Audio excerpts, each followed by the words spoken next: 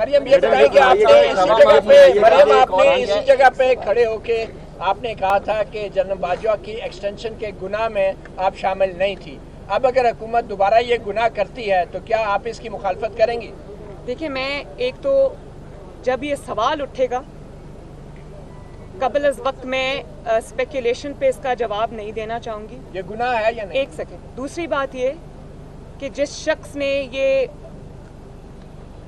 Controversy جان بوجھ کے چھیڑی ہے اس شخص کا نام فتنہ خان ہے. اس کا کام ہی فتنہ ڈالنا ہے، اور میں اب وہ کسی ایک بیان پہ اپنے ٹک جائیں کہیں. آپ دیکھ لیں کہ جب وہ گورنمنٹ میں تھے اور ایک پیج پہ تھے تو وہ سپہ سالار کی تعریفیں ہمیں دن رات سننے کو ملتی تھیں. پھر ایک وقت ایسا بھی آیا جب وہ حکومت سے نکالے گئے تو انہوں نے ان کو میر جعفر بھی کہا، میر صادق بھی کہا، ایکس وائی زیڈ بھی کہا، اور پھر ان کو نیوٹرل کہا، جانور کہا. اور اب اچانک اگر وہ اس بات پہ آ جائیں، پہلے وہ کسی ایک سٹانس پہ کھڑے ہوں تو میں اس کے اوپر گفتگو کروں. آپ اپنے اصول پہ کھڑی ہیں؟ میں اپنے اصول پہ کھڑی ہوں. میڈم یہ فرمائیے گا کہ خان صاحب نے کہا ہے کہ اگر الیکشن کی تاریخ دی جائے تو تمام چیزوں پہ بات کر سکتے ہیں، مذاکرات کے لیے وہ تیار ہیں، اور شوبھا چودھری صاحب کے حوالے سے بھی کہا ہے کہ میں معذرت کرنے کے لیے تیار ہوں. دیکھیں، میری بات سنیں. پہلے آپ کسی کی عزت اچھال دیں، کسی خاتون جج کو آپ اس کی تذلیل کریں ایک جلسے میں کھڑے ہو کے، بعد میں آپ آ کے معافی مانگ لیں، تو یہ تو چیز ایکسیپٹیبل نہیں ہے کہ جو کچھ آپ نے کرنا تھا وہ کر دیا.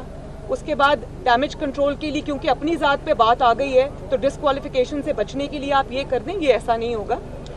یہ ہم سن کے ہمارے کان پک گئے کہ لاء کی نظر میں سب برابر ہیں، اور یہی کام اگر کسی ایسے انسان نے کیا ہوتا جو سیاسی نہ ہوتا یا سیاسی لیڈر نہ ہوتا تو وہ بیچارہ تو ابھی نہال ہاشمی کی طرح، طلال چودھری کی طرح، دانیال عزیز صاحب کی طرح کوئی بیچارہ اگلے 5-10 سال کے لیے ڈسکوالیفائی. انہوں نے تو کیا ہی کچھ نہیں تھا. معافی مانگنے کے باوجود نہال ہاشمی صاحب کے ساتھ یہ ہوا.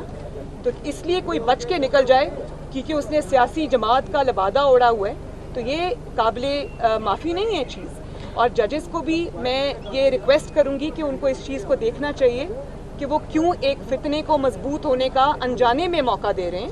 کل کو کسی کا گھر، کسی کی عزت جو ہے وہ محفوظ نہیں ہوگی اور اس میں جوڈیشری شامل ہوگی.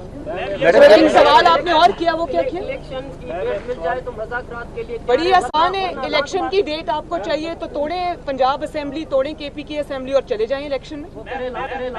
لیکن ایک بات میں آپ کو بتا دوں، یہ انقلاب جس کی ابھی ایکسپائری ہوئی ہے نا، یہ جو جعلی انقلاب تھا 2 مہینے سے زیادہ چل نہیں سکا اور آج پھر اپنا سی وی لے کے گھوم رہے ہیں اور بیساکھیاں ڈھونڈ رہے ہیں. وہ بیساکھیاں جو ہٹ چکی تھیں اب وہ بیساکھیاں ڈھونڈ رہے ہیں. تو یہ جو جتھے لا کر پریشر ڈال کر جو الیکشن ہو یا کوئی اور ہو، یہ کوئی جتھوں کے ساتھ پریشر کے ساتھ کوئی جو بھی یہ بلی کرنے کا طریقہ ہے نا، اس پہ نہ حکومت کو اس انسان کی کوئی بات سننی چاہیے، نہ اس کو کوئی سٹیک ہولڈر سمجھنا چاہیے. یہ پاکستان کی تباہی ہے، سٹیک ہولڈر نہیں ہے. میڈم ذرا فرمائیے گا کہ پی ٹی آئی کے چند رہنماؤں کی خود اعتمادی کو کیا کہیں گی؟ تو جب بھی کال دیتے تو لوگ ان کے ساتھ نکلتے ہیں، اور اسی سوری، آپ کا سوال غلط ہے. جب بھی وہ کال دیتے ہیں لوگ نہیں نکلتے. Madam last time I am sorry, آپ کا سوال غلط ہے. 25 مئی کا آپ کو یاد ہے نا پہلے جو کال دی تھی تو وہ انقلاب ہوا میں لٹکا رہ گیا اور واپس چلا گیا. سیاست میں مذہب کارڈ کے استعمال کے نقصانات ہم نے دیکھے.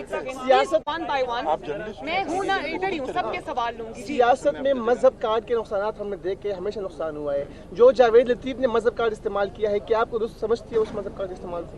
دیکھیں، میں ایک بات بہت آنیسٹلی سمجھتی ہوں اور اسی چیز کے میں خلاف ہوں کہ سیاست کے اندر مذہب ایک بہت عزت اور تکریم والی مقدس چیز ہے. اس کو سیاست جیسی گھٹیا چیزوں کے لیے، اپنی ذاتی سیاست کے لیے استعمال نہیں کرنا چاہیے. اور یہی وجہ ہے کہ میں نہیں، اپنی ذاتی سیاست کے لیے، اپنے ذاتی مقاصد کے لیے میں کہہ رہی ہوں. سیاست تو بہت بڑی، سیاست تو عبادت ہے.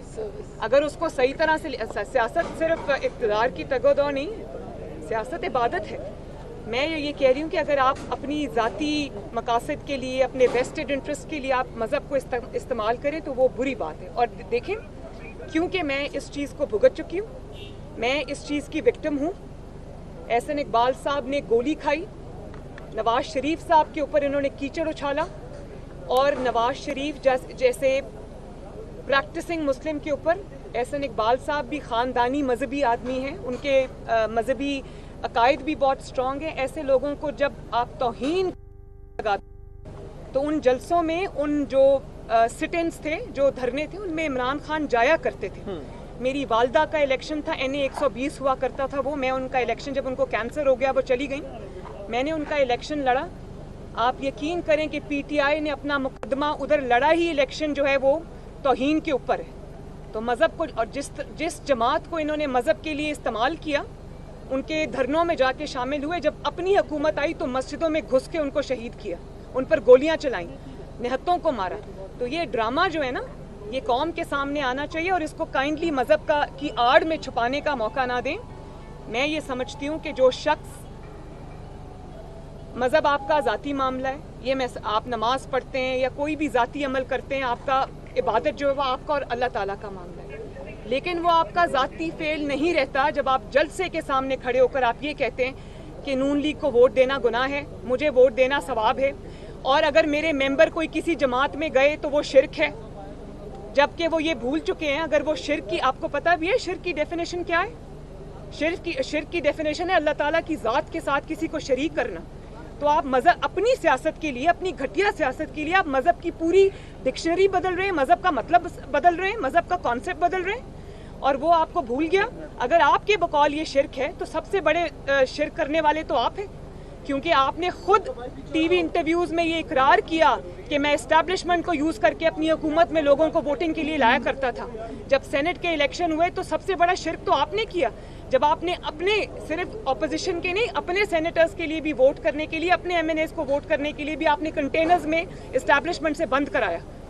तो आपकी मज़हब की डेफिनेशन जो है वो इक़्तिदार में होते हुए बदल जाती है, और जब आप अपोजिशन में होते हैं तो आपकी मज़हब की डेफिनेशन बदल जाती है। फिर मेरा जो बतौर माँ और बतौर पाकिस्तानी मेरी ये जिम्मेदारी है कि मैं इस चीज़ पे बात करूं। जब आप एक मजमे के सामने खड़े होकर आप मज़हब को इस्तेमाल करते हैं, आप ये कहते हैं कि आप क्या तशरीह कर रहे हैं, आगे आपके नौजवान खड़े हैं, लोग खड़े हैं, वो अपने घरों में इन कॉन्सेप्ट्स के साथ जा रहे हैं, आप क्या कह रहे हैं उनको? आप उनको ये कह रहे हैं कि मैं आपको ला इलाहा इल्लल्लाह का मतलब समझाता हूँ, और ला इलाहा इल्लल्लाह का मतलब जो है वो आपने बिल्कुल सियासत बना दिया। फिर आप ये कहते हैं कि अभी इसने रिसेंटली, हाँ, क्या बात की कि जो इसकी रिसेंट स्टेटमेंट थी वो क्या थी? नून लीग को वोट देने वाले नहीं, वो तो थी, और भी कब्र में सवाल जी, नबी पाक सल्लल्लाहु अलैहि वसल्लम की ज़ात को जब आप ये कहते हैं कि जिस तरह नबी पाक सल्लल्लाहु अलैहि वसल्लम को अल्लाह ताला की तरफ से चुना गया नबूवत को या जो दीन इस्लाम का मैसेज है उसको फैलाने के लिए, इसी तरह मुझे भी चुना गया। तो आप क्या बात कर रहे हैं? आपने आईने में कभी अपना मकरूह चेहरा देखा है? आपकी पूरी जिंदगी किस चीज़ से इबारत है, कभी आपने देखी? और आप माइक पे खड़े होकर जुमले कसते हैं ख़वातीन को, आप लोगों को ललकारते हैं, झूठ बोलते हैं, कभी आपने एक सच नहीं बोला, और आप अपनी इस चीज़ को इबादत से तशबीह देते हैं। आपको शर्म आनी चाहिए। तो मेरा तो प्रॉब्लम ये है बतौर माँ कि आप मज़हब का नाम इस्तेमाल मत करें, लोगों के जो मजहबी अकायद हैं उनको ख़राब करने की कोशिश ना करें, क्योंकि ये अब आपका ज़ाती फेल नहीं। जब आप माइक के सामने खड़े होकर बात करते हैं तो आपको जिम्मेदारी से बात करनी चाहिए, मरियम साहब, क्योंकि इससे लाखों करोड़ों मुसलमानों के जज्बात मजरू होते हैं। मरियम साहब, एक सवाल का जवाब दीजिए कि नून लीग की हुकूमत आई थी, नून लीग की हुकूमत आई थी तो कहा गया हो रहा है, तो उसके लिए हमको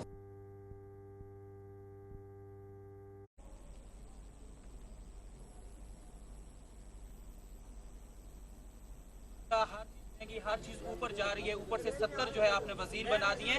कंट्रीब्यूशन नून लीग की क्या है मुल्क की बेहतरी के लिए? कोई एक चीज गिनवा दें इन 6 महीने में।